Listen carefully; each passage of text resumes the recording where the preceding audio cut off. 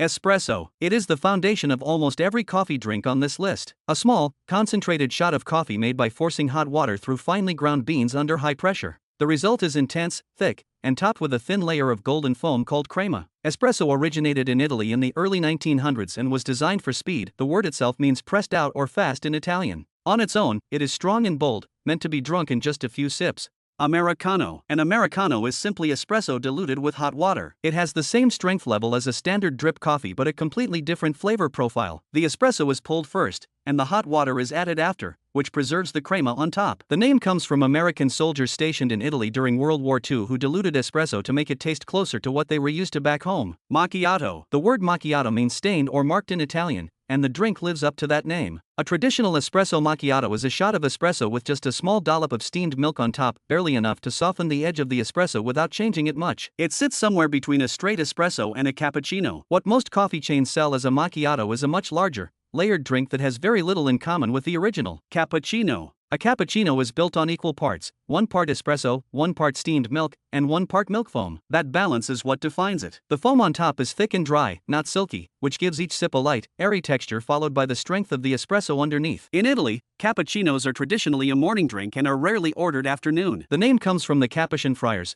whose brown robes were said to match the color of the drink. Latte. A latte uses the same base as a cappuccino but with much more steamed milk and only a thin layer of foam on top. The result is a smoother, creamier, and milder drink. Lattes became widely popular in the United States during the 1980s and 1990s as espresso culture spread beyond Italy. They are also the canvas for latte art, the patterns baristas create by pouring steamed milk in a way that forms shapes on the surface. Flat white. A flat white looks similar to a latte but is smaller and more concentrated. It originated in Australia and New Zealand in the 1980s, though both countries claim credit for it. The milk used is microfoamed, steamed until it is velvety and smooth with almost no visible foam on top, hence the word flat. The ratio of espresso to milk is higher than in a latte, so the coffee flavor comes through more strongly despite the drink being creamy. Cortado. A cortado is equal parts espresso and warm milk, but unlike a cappuccino, the milk is not foamed. It is simply steamed and poured directly to cut the acidity of the espresso. The word cortado comes from the Spanish verb cortar, meaning to cut. The drink is small, usually around 4 ounces, and it sits right between an espresso macchiato and a flat white in terms of milk ratio. It became popular in Spain and spread across coffee culture from there. Ristretto. A ristretto is a shorter, more restricted version of an espresso. The same amount of coffee grounds is used,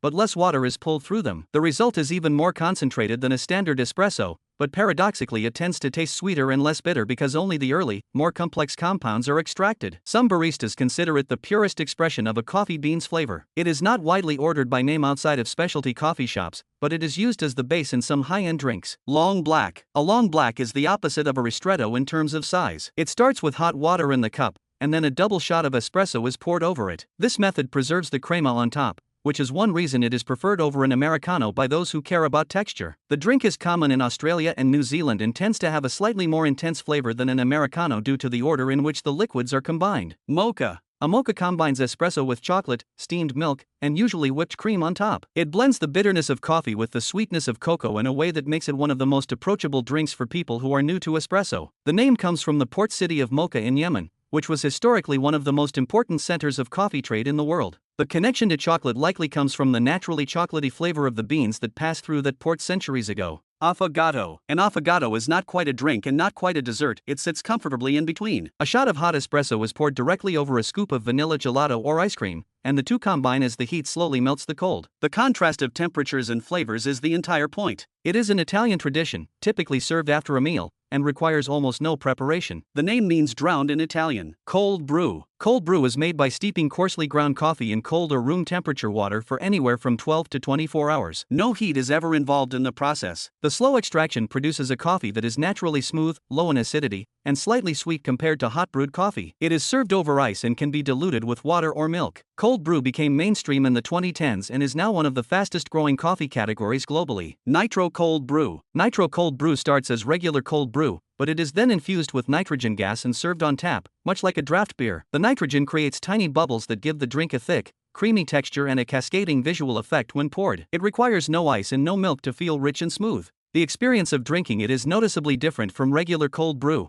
and the nitrogen slightly enhances the natural sweetness of the coffee. Iced coffee. Iced coffee is simpler than it sounds. It is hot brewed coffee that is then cooled down and poured over ice. Because hot water extracts coffee more quickly, It is often brewed at double strength to account for the dilution from the ice. The result is lighter and less smooth than cold brew, with a brighter, slightly more acidic flavor. It is faster and cheaper to produce than cold brew, which is why it remains a staple at most coffee shops and fast food chains. Turkish coffee. Turkish coffee is one of the oldest methods of preparing coffee still in use today. Very finely ground coffee, almost powder, is simmered in a small copper or brass pot called a sezv along with water and sometimes sugar. It is never filtered. The grounds settle to the bottom of the cup, and the coffee is drunk carefully to avoid disturbing them. It is strong, thick, and rich, and the tradition of preparing and drinking it is so culturally significant in Turkey that UNESCO added it to its list of intangible cultural heritage in 2013. French press. French press coffee is made by steeping coarse coffee grounds in hot water for several minutes inside a cylindrical glass or metal container, then pressing a metal mesh plunger down to separate the grounds from the liquid. Because no paper filter is used, the natural oils from the coffee beans stay in the cup,